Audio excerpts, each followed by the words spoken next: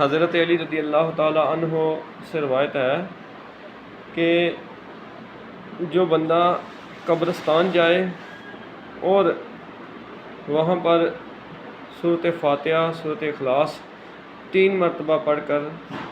تمام قبرستان والوں کو ایصال ثواب کرے اس کلام کا، تو اللہ تبارک و تعالی اس کا ثواب تمام قبرستان والوں کو پہنچا دیتا ہے۔ پھر اس کے بعد جتنے بھی قبرستان والے ہوں گے مجموعی طور پر جن کو وہ ثواب پہنچایا جائے گا، ان کا ثواب مجموعی طور پر اس شخص کو ملے گا جس نے سورۃ فاتحہ اور سورۃ اخلاص پڑھ کے ان کو ایصال ثواب کیا ہے۔ تو یہ ہمیں چاہیے کہ ہم جب قبرستان جائیں وہاں پر سورۃ فاتحہ پڑھ کے، سورۃ اخلاص 3 مرتبہ پڑھ کے ان کو ایصال ثواب کریں، تو اس کے بعد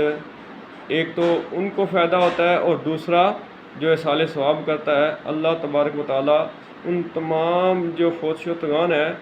ان کے برابر اس شخص کو ثواب عطا فرماتا ہے جس نے ان کے لیے ایصال ثواب کیا ہو۔